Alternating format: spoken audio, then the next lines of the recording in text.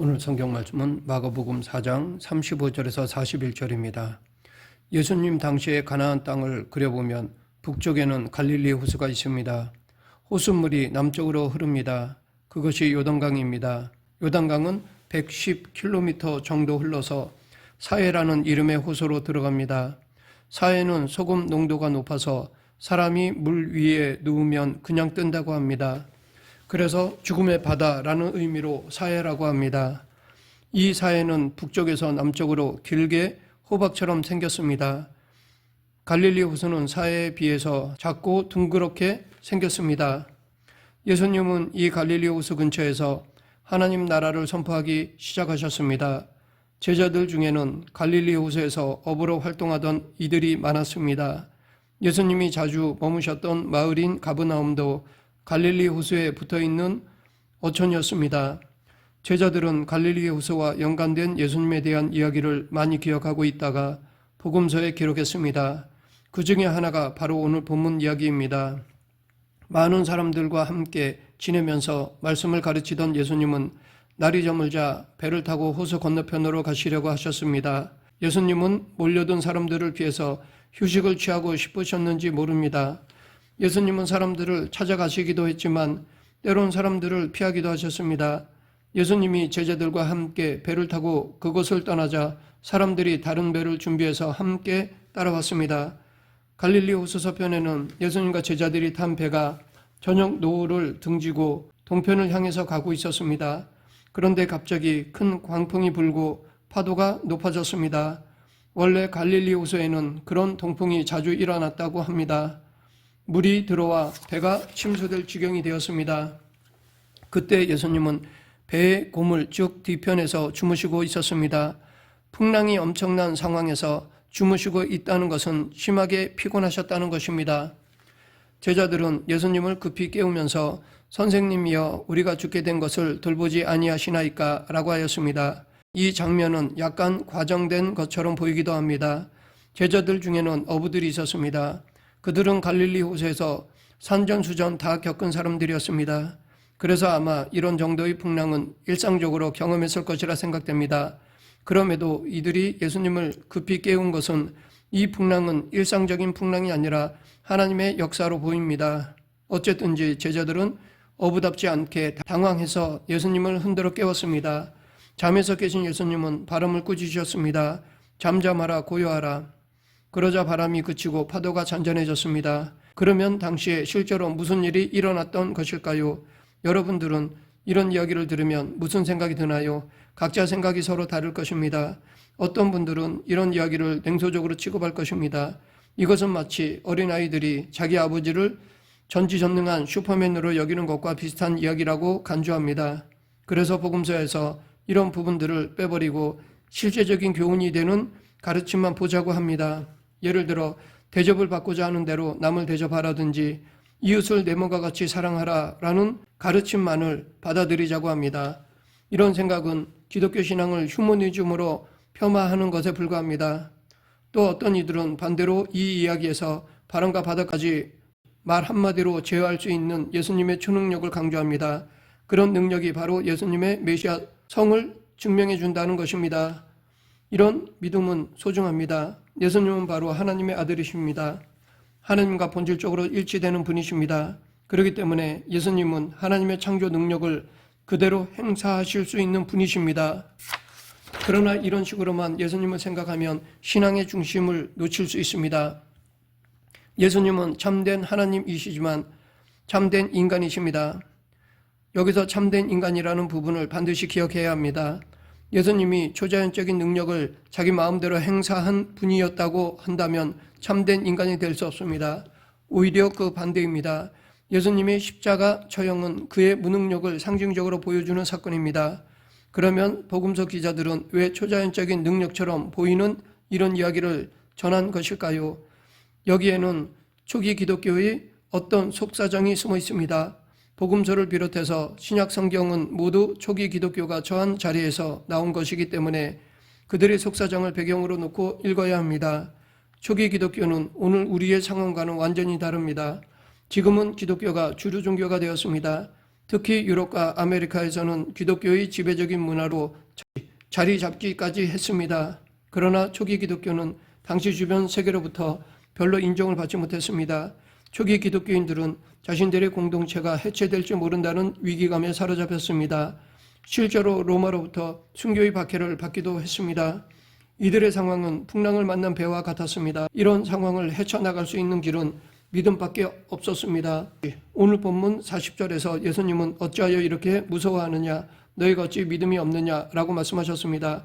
그러나 믿음은 그렇게 간단한 문제가 아닙니다.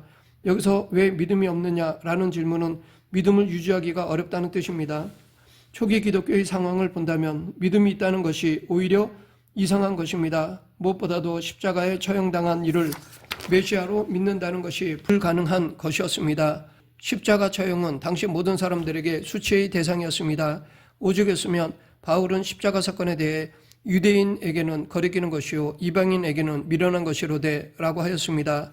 십자가 처형은 유대인들의 종교적 전통으로는 떳떳하지 못하고 로마의 정치적 전통으로도 어리석은 것이었습니다. 그렇게 죽은 이를 믿으라는 말은 언어 도단입니다. 이런 상황에서 초기 기독교가 계속 유지되리라는 보장은 전혀 없었습니다. 풍랑 앞에서 당황하고 있는 제자들의 모습과 똑같았습니다. 그러면 지금 우리는 초기 기독교인들과 달리 예수님을 잘 믿고 있으니까 걱정이 없을까요? 대부분의 성도들은 그렇게 생각할 것입니다. 그러나 그렇지 못한 사람들도 있을 것입니다.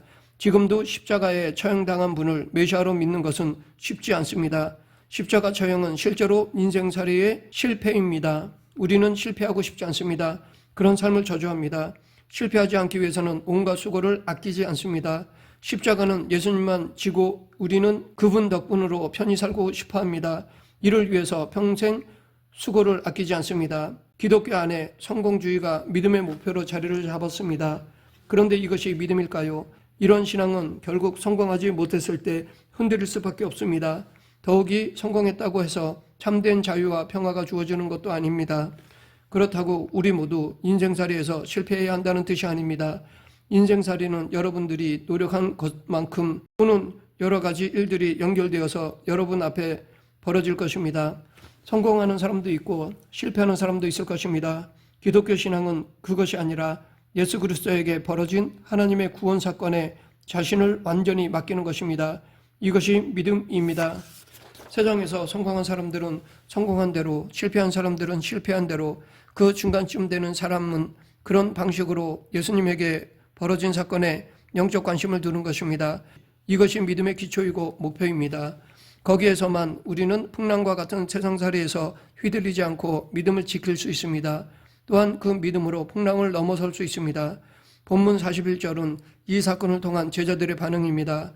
그들이 심히 두려워하여 서로 말하되 그가 누구이기에 바람과 바다도 순종하는가?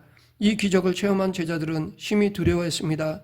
단순히 바람과 바다가 잔잔해졌다는 사실 자체에 놀란 것이 아니라 그것을 가능하게 한 예수님에게 놀란 것입니다. 초능력이 나타났다는 사실에 대한 호기심이 아니라 예수님 자체에 대한 두려움입니다. 그래서 그들은 그가 누군가 하고 말하지 않을 수 없었던 것입니다. 이 반응은 누구에게나 마찬가지입니다. 그 누구라도 예수 그리스도와 그에게 일어난 사건을 정확히 알기만 하면 충격을 받아 두려워하지 않을 수 없습니다. 반면에 예수님을 두려움이 아니라 오히려 친근함으로 느끼는 사람들도 있을 것입니다. 사랑이 크신 아버지, 어머니 또는 따뜻한 친구, 요즘식으로 말해서 인생의 친절한 멘토처럼 느낄 사람도 있을 것입니다. 그렇게 느끼는 것도 좋습니다. 그러나 그것은 한 부분입니다. 아버지나 친구나 멘토는 구원자가 되지 못합니다. 그들은 그저 인생 상담자일 뿐입니다. 제자들이 심히 두려워하면서 그가 누군가 하고 질문했다는 것은 예수님을 인생 상담자 수준과는 질적으로 다른 분으로 경험했다는 뜻입니다. 즉 이것은 거룩한 두려움입니다. 그런데 우리도 이런 경험이 없으면 우리는 예수님을 모르는 것이나 마찬가지입니다. 교회를 다닌다 해도 믿음이 있는 것이 아닙니다. 예수님이 바람을 꾸짖고 바다더러 잠잠하라 고요하라 라고 말씀하시자 바람이 그치고 잔잔해졌습니다. 이것을 보고 제자들은 두려워서 서로 저분이 누군가 하고 말했습니다. 이렇게 말했다는 것은 제자들이 예수님을 통해 세상을 전혀 새로운 시각으로 보게 되었다는 것입니다. 질적으로 변화된 세상을 경험하였다는 것입니다. 이것을 가능하게 한 것은 예수님의 부활 생명입니다. 제자들은 부활의 빛에서 예수님을 메시아로 하나님의 아들로 하나님과 하나이신 분으로 경험하게 되었습니다. 예수님을 통해서 궁극적인 생명을 경험하게 되었습니다. 그 생명 경험은 아주 낯선 것이었습니다. 그러하기에 그들이 두려워하지 않을 수 없었습니다. 이것이 곧 거룩한 두려움입니다. 우리 모두는 시간과 더불어 다 없어집니다. 아름다운 예술과 문학도 마찬가지입니다. 이 세상의 것들은 모두 잠정적입니다. 궁극적이지 못합니다. 그렇다고 이 세상의 모든 것이 무의미하다는 것이 아닙니다. 이것들의 본질을 말하는 것입니다. 성서시대 사람들도 이것을 알고 있었습니다. 그런데 제자들은 그런 세상의 것과는 질적으로 다른 생명을 예수님에게서 경험했습니다. 예수님을 통해서 그들은 풍랑처럼 요동치는 세상살이가 잔잔해지는 것을 경험했습니다. 이런 경험은 그 이전에는 전혀 없었던 것이었습니다. 그래서 그들은 두려워할 수밖에 없었습니다. 이것은 마치 동굴 안에서 횃불만 켜놓고 살던 사람이 동굴 밖에 나와서 태양을 본 것과 비슷합니다. 말씀을 맺겠습니다. 우리는 예수님의 제자들과 똑같이 초기 기독교인들과 똑같이 예수님을 통해서 전혀 새로운 생명의 세계를 경험한 사람들입니다. 믿음으로 산다고 하더라도 여전히 여러 가지 모습의 풍랑을 만날 것입니다. 그 풍랑이 무서울 것입니다. 그러나 예수님에게 일어난 궁극적인 생명을 통해서 거룩한 두려움을 알게 된 사람이라면 그 풍랑 현상이 미미해진다는 사실을, 잔잔해진다는 사실을 알게 될 것입니다. 그러하기에 우리는 예수님에게 일어난 그 놀라운 일에 더 마음을 집중하고 살아가야 할 것입니다. 환경이 아니라 예수님을 바라보며 살아가는 저와 여러분이 되길 간절히 축원합니다. 기도하겠습니다. 사랑과 은혜가 풍성하신 하나님 아버지, 살아가면서 만나는 여러 어려움들을 예수 그리스도로 이겨내는 저희 모두가 되게 하여 주시옵소서. 예수님 이름으로 기도드립니다. 아멘.